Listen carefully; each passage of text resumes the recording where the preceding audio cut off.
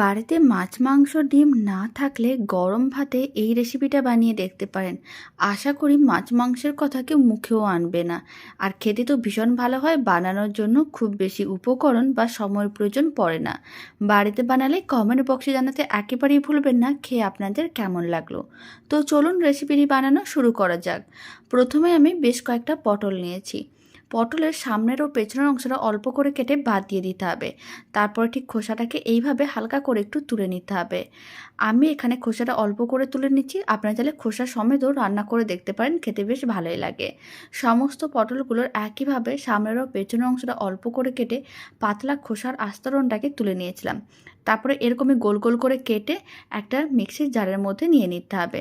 সমস্ত পটলের টুকরোগুলোকে মিক্সির জারের মধ্যে নিয়ে ভালো করে পেস্ট করে নিতে হবে। মিশ্রণটা যেন একেবারেই মসৃণ হয়।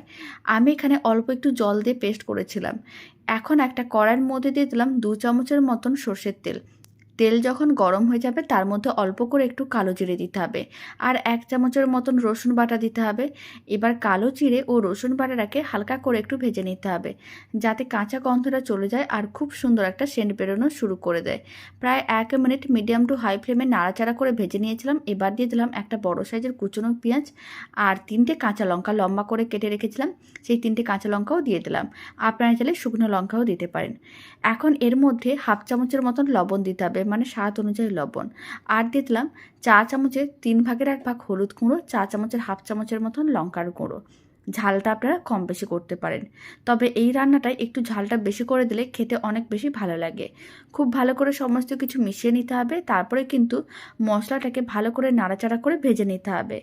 যখন মশলার কাঁচা গন্ধটা চলে যাবে আর মশলাটা বেশ ভাজা ভাজা হয়ে আসবে, তখন এর মধ্যে দিয়ে দিতে হবে পটল বাটা।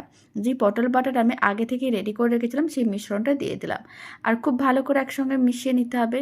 এই সময় আপনারা কিন্তু লবণটা আরেকটু দিয়েও দিতে পারেন, তবে যেহেতু আমি লবণটা একটু বেশি করে দিয়েছি তাই আলাদা করে আর লবণ দিলাম না। এখন আমি দিয়ে দিলাম কিছুটা পরিমাণ গরম মশলার গুঁড়ো। এখানে আমি 1/2 চামচের একটু কম গরম মশলার গুঁড়ো দিলাম। তারপর খুব ভালো করে মিশিয়ে এইভাবে প্রায় 7 থেকে 8 মিনিট মিডিয়াম টু হাই ফ্লেমে নাড়াচাড়া করতে হবে, যতক্ষণ না কালারটা চেঞ্জ হচ্ছে আর কড়াই থেকে এরকম আলাদা হয়ে শুকনো শুকনো হচ্ছে, ঠিক ততক্ষণই রান্না করতে হবে। যত বেশি সময় ধরে রান্নাটা রেডি করা হয় খেতে কিন্তু তত বেশি ভালো লাগবে। আপনারা দেখুন, আমি কিন্তু এখন প্রায় 7 থেকে 8 মিনিট পরে দেখাচ্ছি মিশ্রণটা কিভাবে শুকনো হয়ে কড়াই থেকে আলাদা হয়ে গেছে। এইভাবে যদি পটল বাটা বাড়িতে বানানো যায় খেতে অনেক বেশি ভালো হয়। গরম ভাতে এইভাবে পটল বাটা বানালে আশা করি অন্য কিছুর প্রয়োজনও পড়বে না। বাড়িতে বানালে কমেন্ট বক্সে জানাতে একেবারেই ভুলবেন না খেয়ে আপনাদের কেমন লাগলো। এই রেসিপিটা আমার ভীষণ প্রিয়। আপনাদের কেমন লাগলো কমেন্ট বক্সে জানিয়ে দেবেন।